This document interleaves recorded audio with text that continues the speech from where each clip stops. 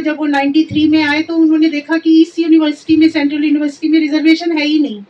Then he fought for the reservation in 1995 और हमने 2-3 लोगों ने मिलकर केपी सिंह जी जानते हैं, हंसराज सुमन, प्रोफेसर सहारे और माई सेल्फ एक पिटीशन बनाई और वो पिटीशन थी 125 पेज की, जिसको हमने सबको पार्टी बनाया था, सभी कॉलेजेस, यूजीसी, यूनिवर्सिटी।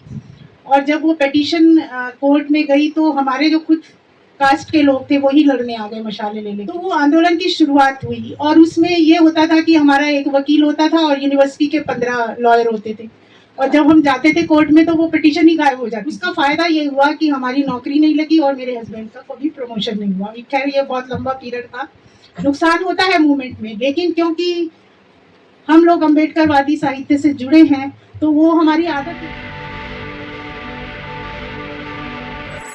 यूनिवर्सिटी से माया जॉन का स्वागत करती हूँ और भी हमारी पुष्पा विवेक बैठी हैं, अंतिमा बैठी हैं, अशोक जी का मैं बेशक एक अच्छा शुक्रगुजार हूँ कि उन्होंने मेरे को बुलाया। हालांकि एक लंबी बीमारी के कारण मैं अभी आना जाना बंद किया था, तो हस्बैंड थोड़े गए हुए हैं बाहर, तो मैंने आज मौका निकाल लिया आने का। तो इसके लिए मैं रूपचंद जी का भी अभिनंदन करती हूँ कि उन्होंने इस कार्यक्रम की शुरुआत की। आपका जो विषय रहा है अम्बेडकर साहित्य या अम्बेडकरी साहित्य और मूवमेंट का, वो कोई नया विषय नहीं है, बहुत से लोगों ने इस पे काम किया। My husband is also from Maharashtra, from the same caste of Ambedkar, Mahar जाति, और उन्होंने वो मूवमेंट वहाँ देखा था। जब वो 93 में आए तो उन्होंने देखा कि इस यूनिवर्सिटी में, सेंट्रल यूनिवर्सिटी में रिजर्वेशन है ही नहीं। Then he fought for the reservation in 1995 और हमने 2-3 लोगों ने मिलकर, केपी सिंह जी जानते हैं, हंसराज सुमन, प्रोफेसर सहारे और माई सेल्फ एक पिटीशन बनाई और वो पिटीशन थी 125 पेज की, जिसको हमने सबको पार्टी बनाया था, सभी कॉलेजेस, यूजीसी, यूनिवर्सिटी। और जब वो पिटीशन कोर्ट में गई तो हमारे जो खुद कास्ट के लोग थे वही लड़ने आ गए मशाले ले लेके कि अगर कोई गलत डिसीजन आ गया कोर्ट का तो आप लोगों को तो छोड़ेंगे नहीं, दोनों को। तब हम दोनों ही यंग थे, तो मैंने अपने हस्बैंड को कहा कि आप जरा महाराष्ट्र में ही करो, यहाँ मैं देख लेती हूँ दिल्ली में, क्योंकि मैं दिल्ली से थी, बेशक हम पुराने उधर से यूपी से हैं, बरेली से। तो वो आंदोलन की शुरुआत हुई और उसमें ये होता था कि हमारा एक वकील होता था और यूनिवर्सिटी के 15 लॉयर होते थे और जब हम जाते थे कोर्ट में तो वो पिटीशन ही गायब हो जाती थी और फिर हमें सेकंड डेट पे हमें पता चला कि अब ये पिटीशन नेक्स्ट डेट में भी गायब होगी। तो हम क्या करते थे कि सामने ही मैं रहती थी यूनिवर्सिटी रोड पर, तो हॉस्टल के लड़कों को बुला लेते थे, वो बेचारे जुबली हॉल, गौर हॉल के बच्चे मशीन ही उठा लाए फोटो स्टेट की कि उनको बनानी ही है क्योंकि अगले दिन पिटीशन नहीं मिलेगी। तो इस तरह से एक लंबा मूवमेंट चला और पॉजिटिव रिपोर्ट आई कि इम्प्लीमेंटेशन होना चाहिए, सब लोग बहुत खुश हुए, लेकिन उसको इम्प्लीमेंट करने के लिए यूनिवर्सिटी के लोग तैयार नहीं थे।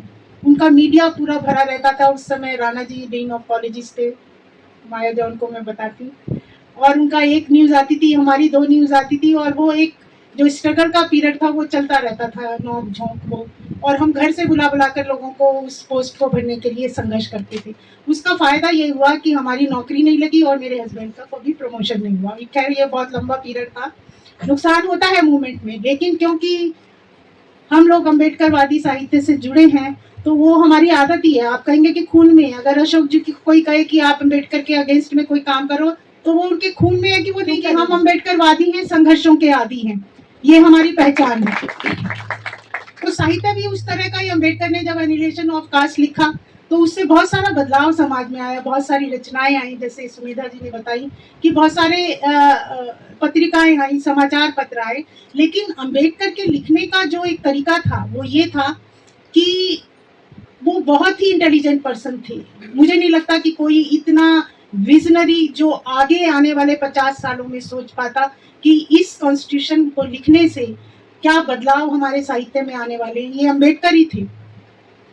और उन्होंने जो भी लिखा या उनके ऊपर जिन्होंने भी लिखा वो एक तरह से सहज साहित्य था। सहज का मतलब ये है कि उसमें किसी भी तरह का लाग लपट नहीं था, हर व्यक्ति उसको पढ़ सकता था, हर व्यक्ति उसको समझ सकता था, और ये नहीं कि वो पर्टिकुलर कास्ट से रिलेटेड था, उन्होंने सभी के लिए लिखा। और एक साइंटिफिक साहित्य लिखा कि जो सच्चाई पर आधारित था, जिसे अगर हर कोई आर्गुमेंट के तौर पर पढ़ता है तो उसे समझ आएगा कि ये बात जो है वो ठीक है, ये आंदोलन जो उन्होंने किया ठीक है, ये लोग जो थे आंदोलन से जुड़े हुए उन्होंने ये आंदोलन किया वो ठीक था। क्योंकि आपको भी पता है कि उन्होंने कितनी साहित्य में जो हिंदू धर्म की कुरीतियां थी, अंधविश्वास थे, कट्टर था, थे उसका विरोध किया, और उसको विरोध करने के लिए उनके पास स्पेशल एक आर्गुमेंट थे कि वो 3 लोगों को बहुत प्रेज करते थे, लाइक बुद्धा, कबीर और ज्योतिबा फूले। अगर हम कबीर को भी ले लेते हैं, जो हिंदू धर्म के ही बहुत बड़े कवि रहे या साहित्यकार रहे, उन्होंने जो भी लिखा वो समाज की कुरीतियों को लिखा। अगर वो मुस्लिम को लताड़ते हैं कि ताज चढ़ मुल्ला बाग दे क्या बहरा हुआ खुदाए, तो मुस्लिम को भी लताड़ते हैं। पत्थर पूजे हरी मिले तो मैं पूजू पहाड़, ताते सो ताकी बली पीस का संसार। वो कबीर हिंदुओं को भी कहते हैं कि अरे इस तरह से अगर भगवान मिलते हैं तो हम क्यों नहीं ले सकते। तो एक कट्टरवादिता जो थी वो उन्होंने मिटाने की कोशिश की, और उनके अनुयायियों ने भी उस पर लिखा। जैसे आप ज्योतिबा फूले को पढ़ोगे या कबीर को पढ़ोगे तो आप देखेंगे हर धर्म के लोग उनके दोहों को मानते हैं। वो एक सहजता थी। अच्छा, स्त्रियों के लिए उन्होंने जो भी कुछ लिखा या कॉन्स्टिट्यूशन में जब वो बोलते थे तो उनकी बातों को सुना जाता था। आप ये देखिए कि अम्बेडकर इतने विजनरी थे कि जब वो कॉन्स्टिट्यूशन में बोल रहे हैं या एज अ लॉ मिनिस्टर बोल रहे हैं तो उनका कोई शत्रु नहीं था। वो कभी किसी को अपना शत्रु नहीं मानते थे। हिंदू कोड बिल पर जब वो बात करते हैं, हालांकि वो बिल पास नहीं हुआ, और लेकिन आगे जाकर आप देखेंगे कि हिंदू कोड बिल की जितनी भी धाराएं थी वो बाद में पास हुई, किश्तों में हुई ना हुई। प्रॉपर्टी राइट है या हिंदू सक्सेशन एक्ट है या मैटरनिटी लीव की बात वो करते हैं तो बाद में पास हुआ। लेकिन अगर उस समय 48 में पास हो जाता तो मुझे लगता है महिलाओं की तस्वीर ही कुछ और होती। आज महिलाएं जो इतनी पिछड़ी हुई थी, जिनके लिए संघर्ष कर रहे हैं 96 से कि विमेन रिजर्वेशन बिल होना चाहिए, और किस तरीके से बेवकूफ बनाया जाता है ये आप लोग देख ही रहे हैं। तो वो अम्बेडकर की एक विजनरी पावर थी कि इतनी शक्ति उनके साहित्य में थी, और उस साहित्य को पढ़कर, उस साहित्य को समझकर, उस साहित्य पर लिखकर जो लोग पॉपुलर हुए वो आज भी हमारे एक तरीके से नेता हैं। और ये जिम्मेदारी पूरे समाज की है। वो सिर्फ किसी एक पर्टिकुलर राष्ट्र के नेता नहीं थे, जबकि विश्व नेता थे। अगर आप देखें तो उनकी अपनी पर्सनल लाइब्रेरी में कहते हैं कि 35,000 बुक्स थी उनकी अपनी पर्सनल लाइब्रेरी में। ये बहुत बड़ी बात है कि आदमी जो रात भर सोता नहीं है, और वो उनको जगाने के लिए लगे हुए थे जो हमारे समाज के सोए हुए लोग हैं।